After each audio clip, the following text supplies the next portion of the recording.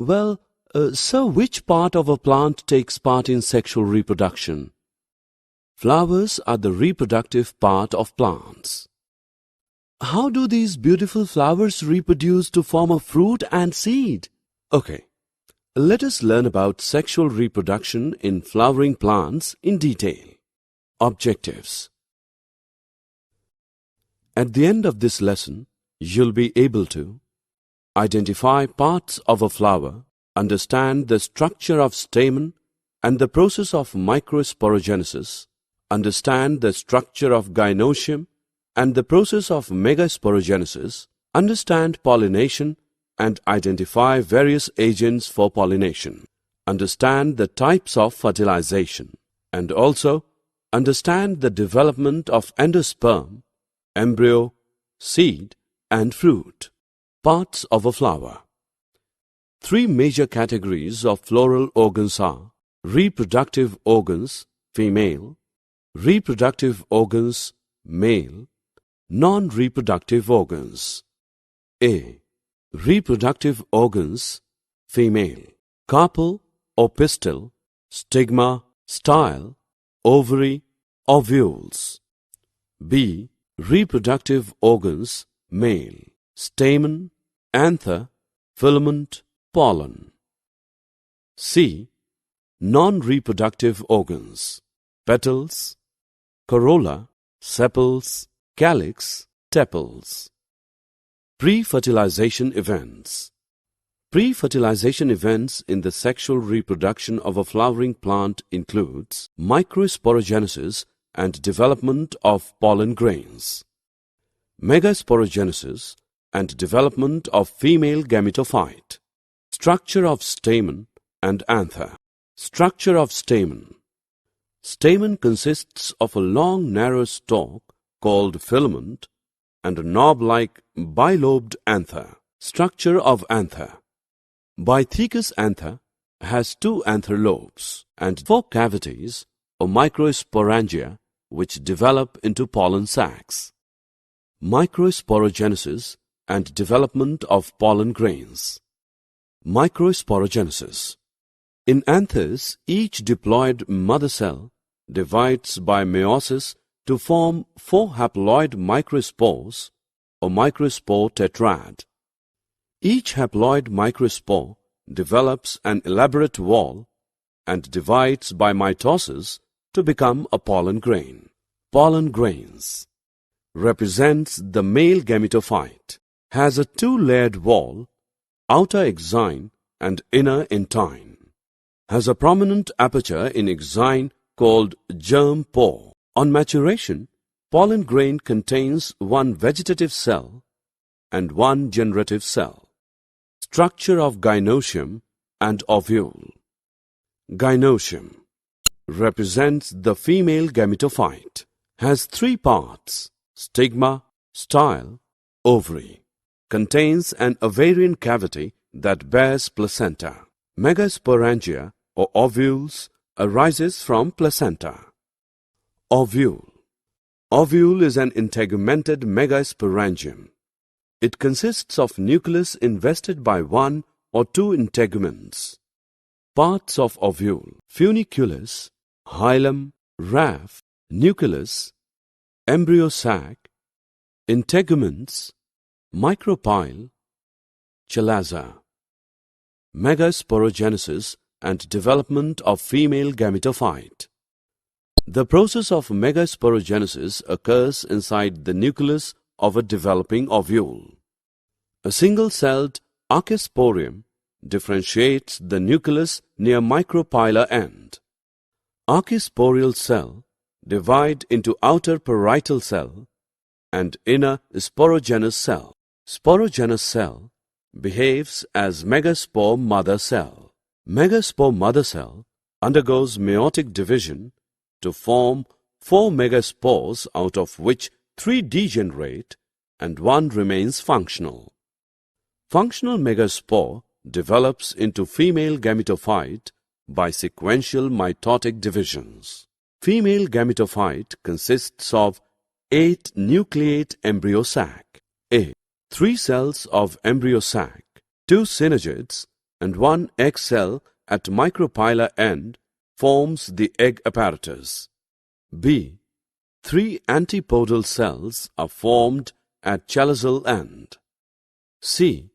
Central cell consists of 2 polar nuclei. Pollination. The transfer of pollen from the male anther to the female stigma is called pollination. There are 3 types of pollination. Autogamy. It refers to the transfer of pollen grains from anther to stigma of the same flower. In cleistogamous flowers, anthers and stigma lie close to each other and favor self-pollination or autogamy.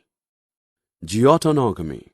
It refers to the transfer of pollen grains from anther to stigma of different flowers of the same plant. Xenogamy. It refers to the transfer of pollen grains from anther to stigma of flowers of different plants. Agents of pollination. A pollinator is any agent that transfers pollen from male to female reproductive parts of flowers of the same plant species. Pollinators include wind, water, insects like moth, butterfly, fly, bees, beetles, bats, birds, and other animals. The picture represents co-evolution of hummingbird's long narrow beak with long, narrow floral tubes to aid in pollination. Before proceeding further, let us know how much have you learnt. Pollen-pistil interaction. Through compatible pollination, the pollen grain germinates on the stigma to produce a pollen tube through one of the germ pores. The contents of the pollen grain moves through the pollen tube to reach the ovule in the ovary at its micropylar end. Pollen tube then enters one of the synergids through the filiform apparatus. Double fertilization. The pollen tube releases the 2 male gametes into the cytoplasm of the synergids. One male gamete fuses with the egg cell, resulting in the formation of diploid zygote, thus completing syngamy. Other male gamete fuses with 2 polar nuclei to form triploid primary endosperm nucleus. This is termed as triple fusion. Post-fertilization events. Post-fertilization events include A. Endosperm development, B. Embryo development, C. Maturation of ovule into seeds and ovary into fruit. The primary endosperm cell divides repeatedly and forms a triploid endosperm tissue. The cells of this tissue are filled with reserve food materials and are used for the nutrition of the developing embryo. Embryo development. Zygote divides mitotically to form a globular heart-shaped mature embryo. Structure of embryo. An embryo consists of an embryonal axis, 2 cotyledons in dicots and 1 cotyledon in monocots. The portion of embryonal axis above the level of cotyledons is the epicotyle, which terminates with the plumule or stem tip. The cylindrical portion below the level of cotyledons is hypocotyle, that terminates at its lower end in the radicle or root tip. Seed and fruit development. The fertilized ovule becomes the seed. The integuments become the wall of the seed, called testa. Mature seeds can be of 2 types. A. Albuminous, B. Non-albuminous. A fruit is a mature ovary with seeds inside it. The wall of the ovary becomes wall of the fruit, called pericarp. The pericarp of a fleshy fruit consists of A. Endocarp, around the seed, B. Mesocarp, fleshy portion, C. Exocarp, the skin. Assessment. Before proceeding further, let us know how much have you learned. Match the following.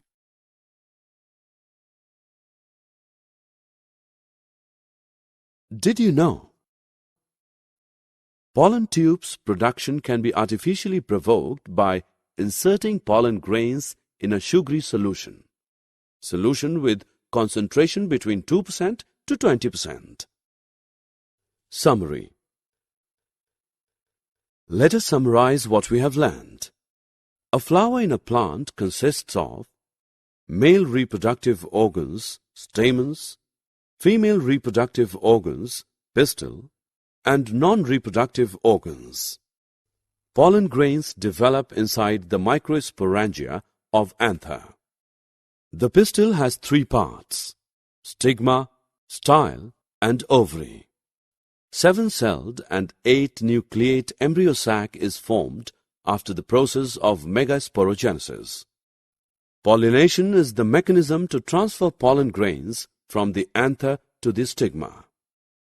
Angiosperms exhibit double fertilization because two fusion events occur in each embryo sac, namely syngamy and triple fusion. Zygote develops into the embryo, and the primary endosperm cell forms the endosperm tissue. After fertilization, ovary develops into fruit, and ovules develop into seeds.